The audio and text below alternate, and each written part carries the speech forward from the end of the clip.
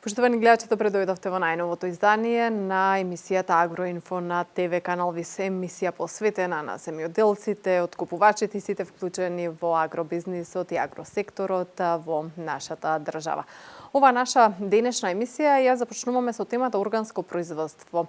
Лесно ли е да се стане органски производител, скапо ли е да се стане органски производител, како се добива сертификат, односно лиценца за органско производство? Повеќе од следниот прилог.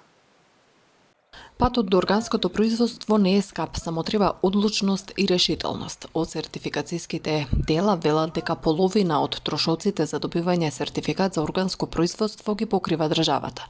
Со добивањето сертификат пак се зголемуваат и можностите, велат од Процерт, едно од двете сертификацијски дела во државата. Се изненадуваат производителите кои ќе слушнат дека цената е многу нормална, значи самото доаѓање на контролорот на терен, дневницата исто така, дневниците на оние што покасно ги прегледуваат документите, значи не е воопшто скапо, уште повеќе поради тоа што 50% од трошоците за контрола и сертификација државата ги покрива и тоа е еден помал процент од она што државата го дава како субвенција. Субвенциите се зголемени 100% во однос на конвенционалните производители, така што сертификацијата не е товар, туку е нешто кое што донесува средства на таа позитивната страна од буџетот. Според Колев, најпрвен следува нулта контрола, односно дали парцелата е опколена со други парцели чии производители работат конвенционално. Потоа се земаат мостри кои се анализираат за да се утврди дали фармерот евентуално користел недозволени средства.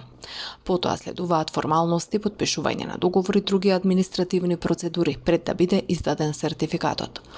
Од друга страна, консултантите велат дека самиот процес е подолготраен, до донесување на земјиштето во онаа состојба за да може да одгледува култури на органски начин.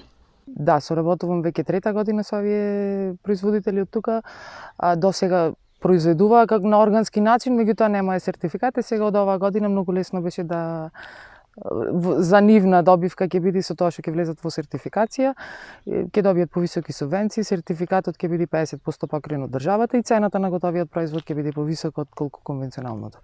И плюс ќе имаат 6 денари од предаден капацитет. Значи би требало да се задоволни од цената.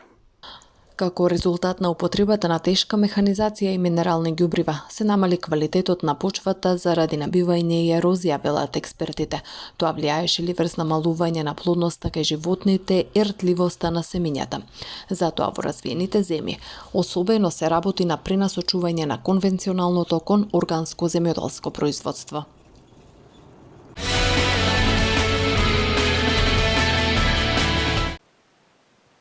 Остануваме на темата органско производство, овој пат низ призмата на Ристо Велков, кој што е претседател на регионалниот синдикат на земјоделски производители, а воедно и земјоделски производител кој, како што вели, своето производство го третира со органски биолошки ѓубрива. Производителите треба да се менуваат и да воведуваат нови земјоделски практики ако сакаат поквалитетно и порентабилно производство, сметаат експертите. Климатските промени пред се налагаат нов пристап во земјоделското производство, а на пазарите пак се повеќе се ценат органските производи. Според Ристо Велков, тоа и не е толку тешко да се постигне. Например, тенденцијата да се произведува органско производство не е недостижна и има реален пат кој земјоделците полека треба да почнат да го одат. Според мене, знаеме дека основен начин на производство во земјоделското производство, пред се во растителното производство и конвенционалниот начин на производство, меѓутоа веќе има препарати со ниска каренца или токсичност кое што има мал временски период и секој земјоделски производител, иако произведува конвенционално, мислам дека може да произведува здраво. Меѓутоа еве кај мене, јас веќе 4-5 години се занимавам со интегрален начин на производство, начин кој мислам дека е неминовно да се совлад пред да се стигне до органски начин на производство. И сега што значи интегрално производство? Мислам, интегрално производство тука значи употреба и на хемија, заштитни средства или ѓубрива од база на хемија, меѓутоа сите оние кои што се наоѓаат на зелената листа им е дозволено значи за употреба на ваков начин на производство и голем процент на заштитни средства и исхрана од органско производство. Велков појаснува дека на пазарот веќе има голем број на заштитни средства со ниска каренца кои се наоѓаат на зелената листа и можат да бидат добра замена. И мислам дека откако ќе се совлада интегралниот начин на производство, мислам дека дури тогаш може да се дојде до оној органски начин на производство што се зборува, меѓутоа неминовно тука и теоретскиот дел да се земе во предвид, бидејќи мислам оти треба низа дел од законските регулативи да се променат, бидејќи не соодветствуваат со она што треба при самиот правилен начин на употреба и производство на органско производство. Но земјоделците треба да се подготвуваат и на други промени кои ќе вклучуваат не само нови практики, туку и избор на култури.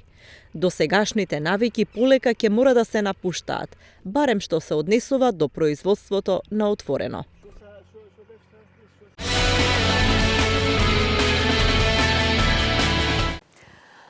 Така во Скопје минатата недела се одржаа деновите на македонскиот мед.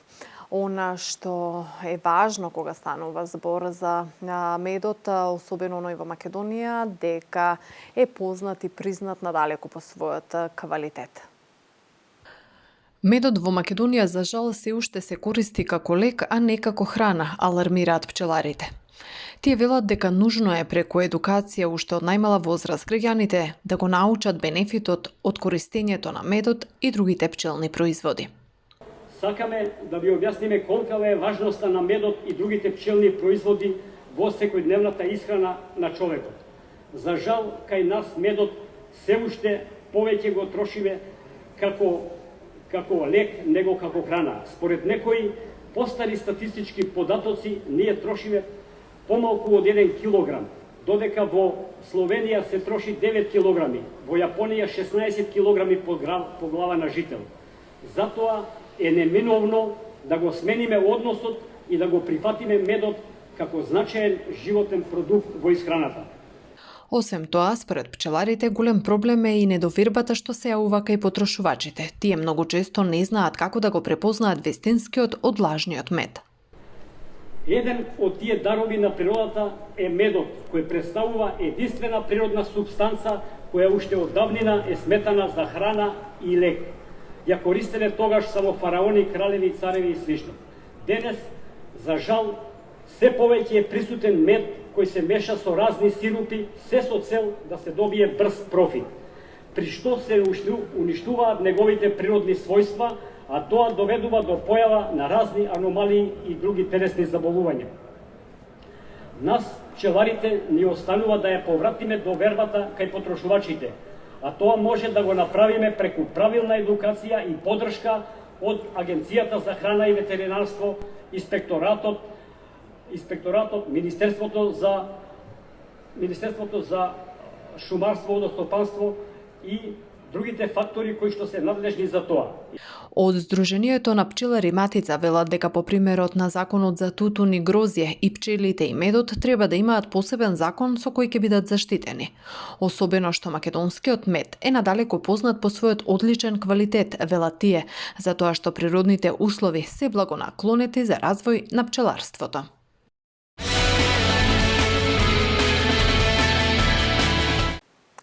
Да, на манифестацијата Денови на медот својот браќен имаше министерот за земјоделство Арјанет Хоџа, кој истакна дека како министерство работат на стимулирање на пчеларството во Македонија.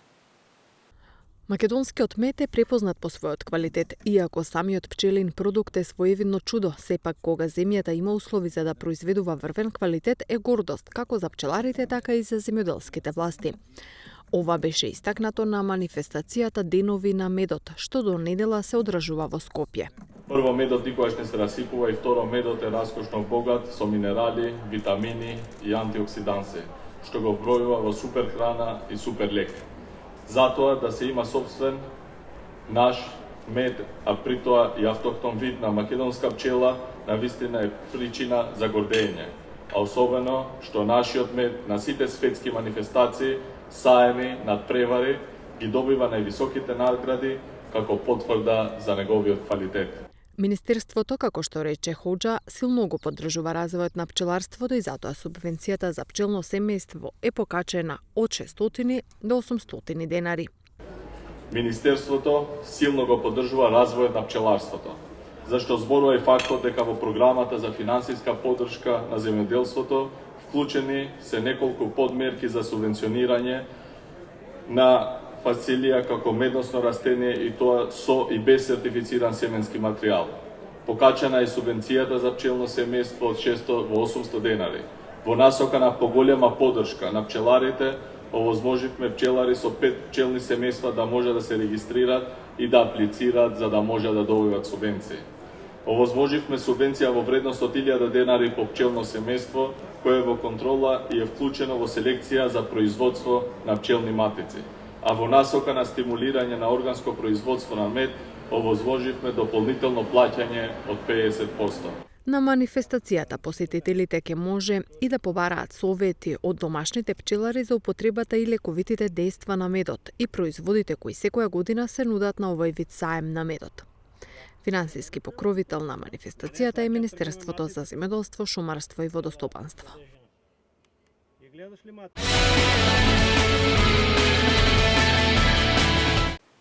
Како што знаете, во земјоделската емисија редовно ви ги пренесуваме советите кои што за вас земјоделците ги дава Игор Ивановски, магистар по земјоделски науки. Добар ден, почитувани. Една од водечките европски па и светски куќи во областа на производството на пестициди представува и BASF од Германија. Ова реномирана компанија е представена преку незините производи во нашава држава преку Хемомак пестициди Велес. Би сакал само да ве потсетам на дел од богатата палета кој што се увезува во нашава држава, а од страна на Хемомак пестициди. Би започнал со Сигнум, добро познатиот за вас фунгицид, кој што се применува во земјоделието и има намена за сузбивање на голем број на болести. Тука голем број на земјоделски производители Сигнумот го поврзуваат пред се со сузбивањето на гниењето кај растенијата, без разлика дали станува збор за гниење предизвикано од ботритис, сиво гниење, или од бело гниење предизвикано од склеротинија. Карактеристично за Сигнумот е тоа што исто така помага за сузбивањето на монилијата, овоштарите веќе знаат, за време на цветањето, болест кој што сега, тие што не ги заштитија своите овошки, на покасните сорти, како што се кај пример еве кај јаболката, покасни сорти на круша, може да се јави. Доза на употреба на Сигнум, да ве потсетам, изнесува или е 0,8 до 12 грама во 10 литра вода или 0,08 до 0,12%. Просечно, значи, велиме дека е 0,1%. Сигнумот може и се препорачува во одредени прилики да се применува во комбинација со други пестициди, односно фунгициди, па и инсектициди. Пример, која ќе дојде за неколку месеца фазата на сеењето на гринарските култури, на раногринарските култури, поникнувањето на семето, тогаш Сигнумот целосно ќе дојде во доминација со некои други фунгициди за спречување на топењето на расодот. Втор препарат, односно пестицид, али овдека станува збор за хербицид, од страна на BASF, кој што се среќава кај нас, тоа е Stomp Aqua. Stomp Aqua хербицид, добро познат, исто така за кај нашите земјоделски производители. Ова е замена на Стомпот, кој што всушност исто така Стомпот беше произведен од страна на на BASF, но Стомпот Aqua е подобрен и поконцентриран хербицид за сузбивањето на голем број на теснолистни и широколистни плевели во самото земјоделие. Stomp Aqua, рековме, најчесто се применува пред садење на голем број на култури, како градинарски, така полјоделски, а исто така и после садењето на одредени култури, како што се пример кикиритките, како што се пример пченката и така натаму, после сејањето, а пред поникнување. Би сакал да ве подсетам за еден препарат, кај што голем број на земјоделски производители исто така го знаат, да условно да кажеме постар препарат, значи подолго кој што се наоѓа во примена кај нас, а тоа е полирамот. Полирамот се карактеризира со тоа што представува фунгицид за сузбивање на голем број на растителни болести како во полјоделството, така и во градинарството, лозарството, па и во овощарството. Најпознат е по тоа што служи за сузбивањето на пламеницата, контактен фунгицид, но исто така за сузбивањето во овощарството на чадлива краставост, односно Вентурија инаквалис и Вентурија пири. И сосема накрај би сакал да ве подсетам за неопитриот алфа, кој што веќе не служи за примена во земјоделието, него за комунална хигиена, односно служи за сузбивањето на голем број на инсекти дома или па во простории, каде што се наоѓаат луѓето или во складишта. Знаеме дека неопитриот алфа успешно ги сузбива како мравките, бубашвавите и другите инсекти кои што летаат или ползат.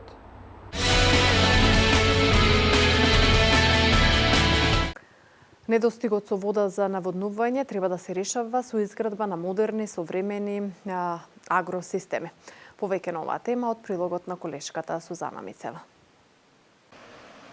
Недостатоците на вода за наводнување и пиење ќе мора да се решаваат со градење на современи акумулациони системи. Вакви практики одамна се применуваат во земјите кои што имаат проблеми со водните ресурси, но според професорот Душан Спасов, и нашата земја треба да размислува во тој правец. Во моментов водата кај нас се користи целосно нерационално, почнувајќи од отворените и дотраени хидромелиоративни системи за наводнување до наводнувањето со пумпи. Значи да не при големи врнежи да мора да се испушта водата од браната, затоа што браната не е подготвена да трпи таков отпор, односно таков притисок. Значи, да акумулираме целокупната количина на вода што ќе пристигне во тој краток период. Ако така остане, ние за кратко време ќе бидеме сушен регион. Регион каде што нема да имаме вода за наводнување. Во одредени региони во земјата се појавуваат проблеми со наводнувањето, а предвидувањата се дека тие ќе се зголемуваат со текот на времето. Затоа државата ќе мора да биде подготвена за периоди на долга суша и недостаток на вода. Од сите тие климатски предвидувања кои што се за Балканот, предвидуваат дека ние ќе бидеме регион каде што ќе завладее суша, значи ќе секнат и подземните води.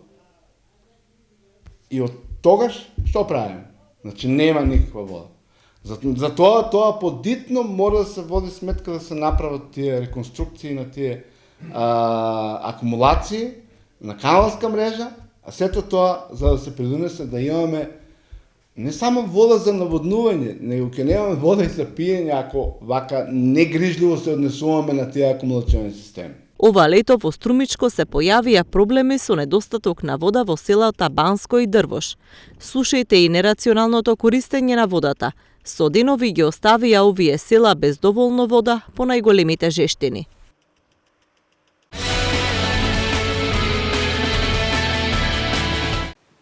И за крај на ова денешно дружење да погледнеме што интересно се случува надвор од границите на Македонија кога станува збор за современи земјоделски технологии и нивна употреба во земјоделството.